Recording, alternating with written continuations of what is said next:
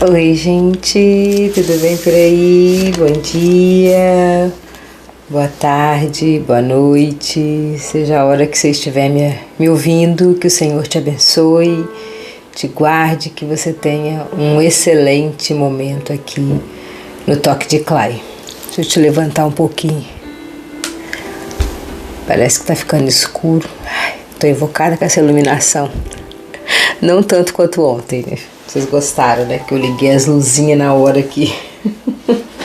Vocês são de casa, gente. Vocês são de casa, vocês estão na minha sala, são meus convidados especiais. Hoje, Atos capítulo 16. Um capítulo grande também. Todos os capítulos de Atos são grandes, né, gente? Meu Deus. Tem 40 versículos. Vamos ler. Ontem foi o grande concílio, né?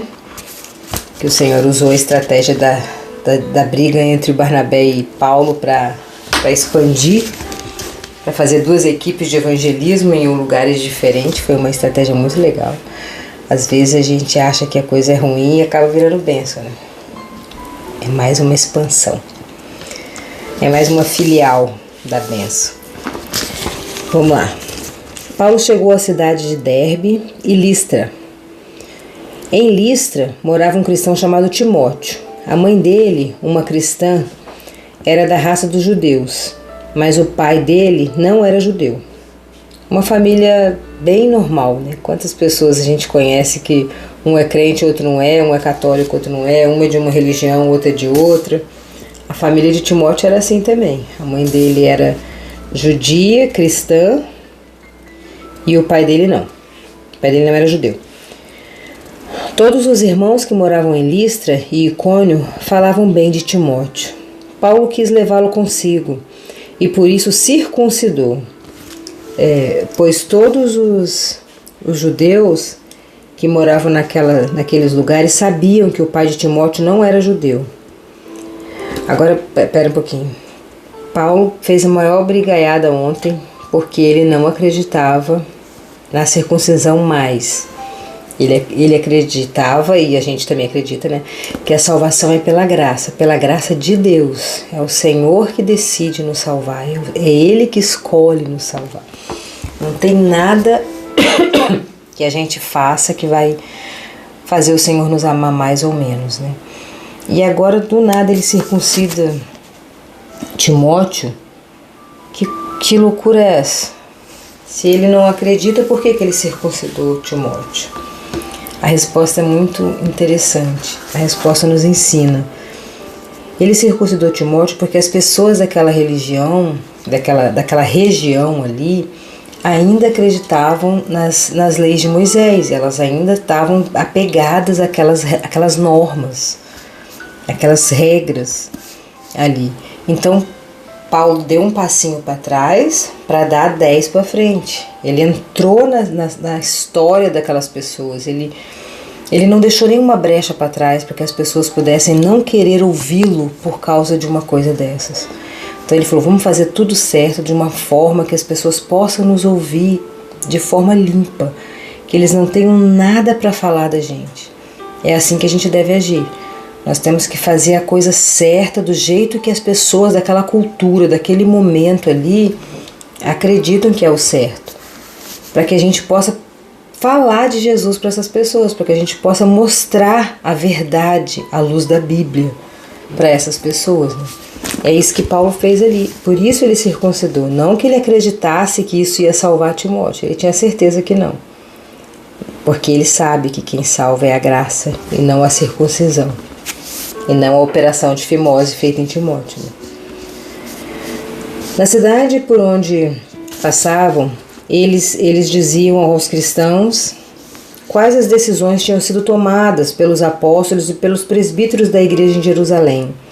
E aconselhavam que eles obedecessem essas decisões. Então, quer dizer, ele circuncidou Timóteo, mas ele falava a verdade. Olha, lá foi decidido que a circuncisão não salva. Que vocês não podem comer bichos oferecidos a deuses, a ídolos, que vocês não podem praticar imoralidade sexual, que vocês não podem comer bicho sufocado, comer sangue, essas coisas, mas quanto à circuncisão, isso não vai alterar em nada na sua salvação. Eles falavam a verdade, eles conseguiam entrar porque eles tinham cumprido as normas daquele momento ali, né? Assim as igrejas ficavam mais fortes na fé e o número de cristãos aumentava cada vez mais. Como o Espírito Santo não deixou que ele anunciasse a palavra de Deus na província da Ásia, eles atravessaram a região da Frígia, Galácia, e chegaram perto do distrito de Mísia. Tentaram ir para a província da Bitínia, mas o Espírito de Jesus não deixou. Então atravessaram Mísia e chegaram na cidade de Troade. Naquela noite Paulo teve uma visão. Espera um pouquinho. Ele tentou entrar de todas as formas por várias cidades na cidade no país da Ásia. Ele tentou entrar na Ásia de qualquer forma, na província. Ele foi por Frígia, foi por Gálacia, foi por Mísia, foi por Betínia. Ele não conseguiu entrar. Jesus não deixou ele entrar lá. Às vezes você está insistindo numa situação e Deus está fechando a porta para você. Que Deus não quer que você vá, só que você está demorando a compreender. Olha o tanto de região que eles foram, tanto de tempo e de energia que eles gastaram aqui para perceber que Deus não queria que eles fossem para a Ásia. Daí quando eles tentaram de tudo, mas o Espírito de Jesus não deixou eles entrar lá. Naquela noite, Paulo teve uma visão. Ele viu um homem da província de Macedônia, lá na Europa, que estava de pé e lhe pedia: venha para a Macedônia e nos ajude. Olha que visão grande que Paulo teve. Ele está tentando de tudo quanto é jeito, por tudo quanto é cidade, entrar na Ásia. E à noite ele tem uma visão de um homem falando: venha para a Europa, venha para a Macedônia, nos ajude. Venha. Deus falando diretamente com ele. Às vezes você está batendo sua cabeça querendo uma coisa e está tentando de um jeito e tentando de outro e não consegue, está de um lado e de outro e não consegue. Talvez Deus está fechando a porta para você ir para o outro lado, para um plano B. Pensa num plano B. Será que você não tem um plano B? Pare agora e pense. Você está batendo a cabeça de tudo quanto é jeito nesse trabalho, nesse emprego, nessa família, nesse chefe, nessa vida, nesse remédio. Talvez Deus está fechando a porta e tem uma pessoa na sua frente falando: vem para Macedônia me ajudar, por favor, vem nos ajudar, muda de sua direção, muda de um lado para o outro. Plano A e plano B, vai para o B. Não é no A que você tem que ir, a sua missão não está no A, a sua missão está no B. Logo depois dessa visão, nós resolvemos partir logo para a Macedônia, pois estávamos certos de que Deus nos havia chamado para anunciar o Evangelho ao povo dali. Só depois da visão, depois de perder bastante tempo tentando entrar por tudo quanto é buraco da Ásia, eles foram para a Europa. Nós embarcamos em Troade e fomos diretamente para a ilha de Samotrácia. No dia seguinte chegamos no porto de Neápolis. Dali fomos a Filipos, que é uma cidade do primeiro distrito da província da Macedônia, também colônia romana, onde ficamos vários dias. No sábado saímos da cidade e fomos para a beira do rio, pois pensávamos que ali devia haver um lugar de oração para os judeus. Sentamos e começamos a conversar com as mulheres que estavam reunidas lá. Uma daquelas mulheres que estava nos ouvindo era Lídia, uma vendedora de púrpura da cidade de Tiatira. Ela adorava a Deus e o Senhor abriu a mente dela para que compreendesse o que Paulo dizia. Aleluia. Primeiro, Lídia foi citada na Bíblia. As mulheres não eram citadas na Bíblia, né? Quando é citada é porque é uma pessoa importante. Ela era uma vendedora de púrpura. Púrpura eu acho que é um tecido vermelho, um tecido caro. Ela adorava a Deus e o Senhor abriu a mente dela. Que coisa mais linda. Que o Senhor abra a sua mente, que o Senhor abra a minha mente, que o Senhor abra a nossa mente, todos nós que estamos ouvindo essa palavra nesse dia, nesse momento que você está ouvindo aí.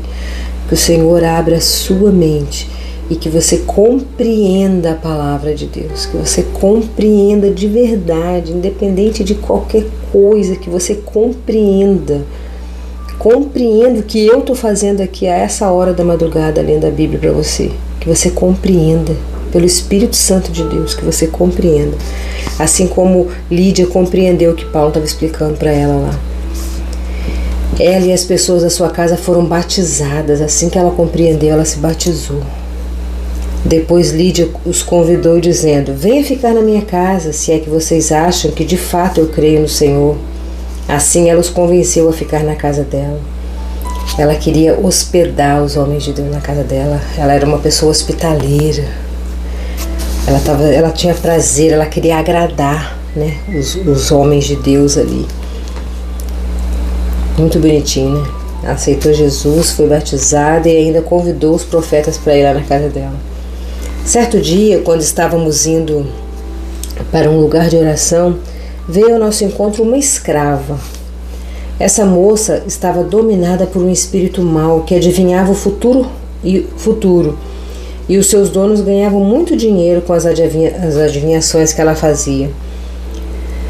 A moça começou a nos seguir, gritando assim: esse homem são servos do Deus Altíssimo e anunciam como vocês podem ser salvos. Vamos dar uma paradinha aqui para eu lembrar do meu amigo Paulo. Paulo lá de Vila Velha, no Espírito Santo, aqui no Brasil mesmo. Ele, um tempo atrás, ele me questionou sobre isso aqui, perguntando para mim sobre essa situação aqui, e agora eu vou responder ele. Ele falou: quero ver o que você vai falar no capítulo 16, eu estou te respondendo agora, Paulo. Paulo é um amigo muito antigo, muito mesmo, é um estudante de Direito, vai ser o futuro juiz do Espírito Santo. Estou profetizando a sua vida, meu amigo Paulo. Essa moça, ela estava dominada por um espírito mau, a Bíblia diz, um espírito mau, não é um espírito bom. Que ele adivinhava o futuro, não está falando que ele acertava o futuro, mas que ele adivinhava. Um espírito mau, um espírito de engano. Não é um espírito que acertava o futuro, ele adivinhava. Às vezes acertava, às vezes errava. Grande maioria das vezes, com certeza, errava. Como as pessoas que ficam fazendo adivinhações nas ruas, lendo mão, as mulheres, essas ciganas, aqui no sul tem muitas essas ciganas que ficam pegando a gente à força, cobrando R$5 para ler a mão da gente, para fazer qualquer coisa, e ler búzios, e ler não sei o que lá mais. Faz as coisas assim, cobram pilas, cobram nada quase. As pessoas que estão usando essas pessoas, elas estão ganhando dinheiro, ó. Os seus donos ganhavam muito dinheiro com as adivinhações que ela fazia. Que as pessoas não estão interessadas se é verdade ou não, porque é o futuro. Então você não vai lá cobrar, não aconteceu, me devolve meu dinheiro. Ninguém faz isso. O espírito mau adivinhava, ele enganava as pessoas. Não é que ele estava certo, que ele sabia o que ia acontecer. Não é isso. Não é dessa forma. O espírito mau adivinhava, ele inventava. Como sempre, como a gente vê por aqui o tempo todo, a gente vê em vários lugares as pessoas inventando, que estão adivinhando, que estão acertando as coisas, e as pessoas estão ganhando dinheiro com isso. Porque se não fosse uma coisa que as pessoas acreditassem, ninguém ia pagar. As pessoas pagam para serem enganadas sem saber que estão sendo enganadas, porque elas querem acreditar naquilo, né? Por que eu estou falando isso? Porque o espírito é mau, ó, que a Bíblia diz, ó. Ela estava dominada por um espírito mau, que fazia adivinhações. E os donos delas ganhavam muito dinheiro com isso. Eles não queriam nem saber se era verdade, se era mentira, se ia acontecer ou se não ia. Eles queriam que ela falasse qualquer coisa para as pessoas que estavam lá, e as pessoas pagavam e ele pegava o dinheiro, porque ela mesma nem via a cor desse dinheiro. Ela era uma escrava. O trabalho dela de escrava era adivinhar, era falar qualquer coisa que ela quisesse na hora ali, dominada por esse espírito, por esse demônio. E aí ela falava: esses homens são servos do Deus Altíssimo e anunciam como vocês podem ser salvos. Aí aqui é a que a gente mais pensa, mas o espírito é mau, ela faz adivinhações, falsidades, mentiras, engano, né? É um espírito de engano que está adivinhando enganosamente as pessoas, enganando. E ela está falando uma coisa que é verdade. Que coisa estranha isso aqui. Mas se você parar para pensar, ela está avisando, ela não está falando para te abençoar, para te alertar, porque o espírito que está nela é um espírito mau, é uma coisa muito sutil, gente. Ela está avisando os outros demônios, as outras pessoas. Ela está falando assim, esses homens são servos do Deus Altíssimo, eles estão falando coisas para vocês serem salvos. Cuidado com eles, eles vão acabar com o nosso negócio, cuidado, matem eles. Implicitamente ela está falando isso. Cuidado com eles, porque eles estão falando do Deus Altíssimo, que vão ser salvos, daqui a pouco vai um monte de gente acreditar neles e vocês vão perder o dinheirinho de vocês. Porque o espírito que está nela é mau, é um espírito de adivinhação, não é um espírito de verdade, não é um espírito de revelação, é um espírito de adivinhação. Entenderam? Estou perdendo um tempão aqui, não, estou ganhando um tempão. Porque a Bíblia diz que se uma alma vale mais do que o mundo inteiro, se meu amigo maravilhoso, se eu conseguir fazer ele compreender o que eu estou falando, já ganhamos o mundo inteiro em nome de Jesus. Então ela está avisando as pessoas ao redor para ficarem alertas, porque eles estão anunciando Deus Altíssimo para prejudicar eles ali. E ela fez isso por muitos dias e por fim Paulo se aborreceu, Paulo ficou bravo. Virou-se para ela e ordenou ao Espírito, pelo poder do nome de Jesus Cristo, eu te mando que saia dessa moça. E no mesmo instante o Espírito saiu. Se ele fosse um espírito de revelação, um espírito bom, que fizesse revelações para as pessoas, o Espírito não ia sair. E Paulo não ia ficar revoltado. Por que Paulo ficou bravo? Se a mulher estava falando a verdade, eles são servos de Deus, anunciam a palavra de Deus. A prova de que ela estava falando contra eles, essa verdade, é que Paulo expulsou. Paulo expulsou, sai dela em nome de Jesus. Porque ela estava falando, ele é servo de Deus para prejudicar. Cuidado com eles são servos de Deus, eles estão pregando salvação aqui para acabar com o nosso barraco. Era uma denúncia que ela estava fazendo. Mesmo sendo uma verdade, cuidado com isso. As verdades podem ser denúncias. Quando os donos da moça viram que não iam poder mais ganhar dinheiro com ela, com as adivinhações dela, eles agarraram Paulo e Silas e arrastaram até a praça pública diante das autoridades. Os exploradores das pessoas, dos vulneráveis, né? No caso dela, uma escrava, ela era explorada, ela era obrigada a adivinhar, querendo ou não, ela tinha que inventar alguma coisa ali para eles. Eles sempre, eles querem ganhar em cima de você. Quando eles perdem isso, eles culpam alguém. Eles não estão nem aí, eles nem pensaram em ajudar a mulher, em cuidar dela, em dar um outro serviço para ela, não. Eles queriam abusar dela só para adivinhação. Como ela foi liberta, para eles pouco importa, vamos lá matar Paulo e Silas agora. E eles apresentaram eles à autoridade romana e disseram, esses homens são judeus e estão provocando uma desordem na nossa cidade. Estão ensinando costumes que são contra a nossa lei. Nós que somos romanos não podemos aceitar esses costumes. Aí uma multidão se ajuntou para atacar Paulo e Silas. Você vê que eles fermentaram a multidão. As autoridades mandaram que tirassem as roupas deles e surrassem eles com varas. Coitados. Fora a humilhação de ficar pelado, né? Eles ficaram pelados para apanhar. Depois que bateram muito neles, as autoridades jogaram os dois na cadeia e deram ordem ao carcereiro para guardá-los com toda a segurança. Depois de receber essa ordem, o carcereiro os jogou numa cela que ficava no fundo da cadeia e prendeu os pés entre os dois blocos de madeira. Mais ou menos meia-noite, Paulo e Silas estavam orando e cantando hinos a Deus, e os outros presos escutavam. De repente, o chão tremeu tanto que abalou os alicerces da cadeia. E naquele instante todas as portas se abriram e as correntes que prendiam os pés dele se arrebentaram. Aí o carcereiro acordou.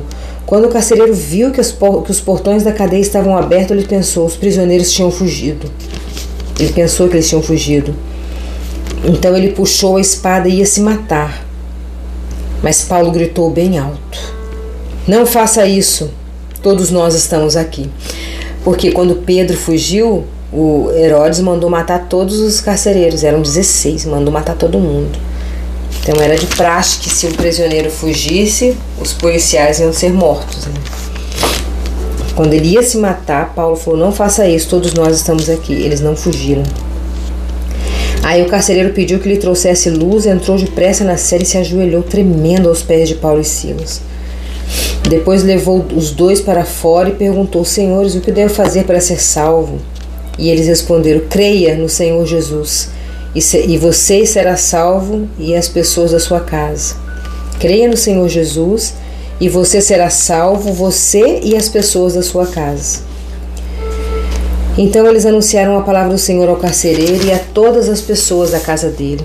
E naquela mesma hora da noite, o carcereiro começou a cuidar deles, lavando os ferimentos da surra que eles haviam levado. Até aquela hora eles estavam todos machucados, surrados, pelados, naquele negócio salubre, úmido. E estavam cantando e louvando a Deus. Quando você está numa luta muito grande, gente, você tem que aprender a cantar. Tem que aprender a louvar. Você está passando aperto com sua família, com seus filhos, com trabalho, com dinheiro.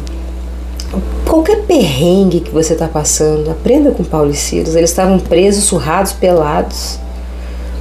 Provavelmente seriam mortos, mas eles estavam cantando e louvando e os outros presos estavam ouvindo.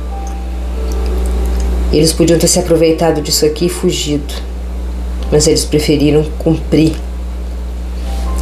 o que era devido eles cumprirem. Eles ficaram esperando ali o que ia acontecer. E através de toda aquela situação, de toda aquela dor deles, o carcereiro se converteu, a família dele todinha.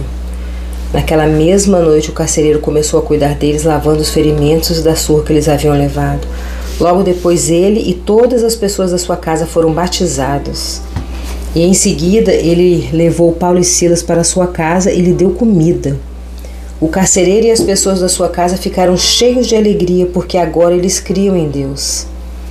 Então toda essa história da menina lá, da escrava que foi para a cadeia, que os donos ficaram bravos, Deus trabalhou naquela confusão toda para levar Paulo e Silas para a cadeia, para salvar a família dos carcereiros e os carcereiros. Deus trabalha nessa dor que você está sentindo para ajudar outras pessoas. A sua dor cura a alma de outras pessoas. O seu problema com a sua filha, o seu problema com o seu marido, o seu problema no seu trabalho, tudo isso leva cura para outras pessoas. Aprenda a passar por isso louvando a Deus, cantando, agradecendo, pedindo a Deus força para adorar, porque é difícil. É difícil, quando a gente está na luta a gente quer correr, mas a gente tem que aprender a fazer como eles. Adorar a Deus na luta, adorar a Deus na cadeia, na prisão, no cárcere da dor. Adorar a Deus, porque as pessoas estão ouvindo e o nosso louvor vai libertar outra vida das pessoas também. O ensinamento que a gente está aprendendo na nossa dor vai ajudar a vida das pessoas. Quando amanheceu, as autoridades romanas mandaram alguns policiais com a seguinte ordem aos carcereiros: soltem esses homens. Então o carcereiro disse a Paulo: as autoridades mandaram soltá-lo, podem ir embora em paz. Mas Paulo disse aos policiais: eu e Silas somos cidadãos romanos, e mesmo assim, sem termos sido julgados, fomos surrados em público e depois nos jogaram na cadeia. Agora querem nos mandar embora assim, em segredo? Isso não. Que as próprias autoridades romanas venham aqui e nos soltem. Eles não deixaram barato, porque eles não podiam fazer isso com eles, que eles eram cidadão romano. E Paulo fez questão de fazer eles irem lá. E eles ficaram com medo quando falaram que era cidadão romano, né? Os policiais foram contar às autoridades romanas o que Paulo tinha dito. Quando as autoridades souberam que Paulo e Silas eram cidadãos romanos, ficaram com medo e foram lhes pedir desculpas. Então eles foram lá pedir desculpa para eles. Então os tiraram da prisão e pediram que fossem embora da cidade. Paulo e Silas saíram da cadeia e foram para a casa de Lídia, aquela lá da praia que aceitou Jesus, lá que o Senhor falou no coração dela, e ela aceitou Jesus e foi batizada com a família. Ali encontraram-se com os irmãos, animaram a todos e depois eles foram embora. Eles tinham já um porto seguro, né? Eles tinham feito um colchãozinho ali na casa de Lídia e foram para lá. A lição que a gente aprende hoje é um capítulo muito grande, cheio de lições, mas que você aprenda a louvar a Deus na sua dor, no seu problema, certa de que a sua dor, o seu problema, trarão cura para as pessoas que vêm depois de você. Pode ter certeza disso. Toda a sua dor vai trazer cura para alguém. Beijão no seu coração e até amanhã.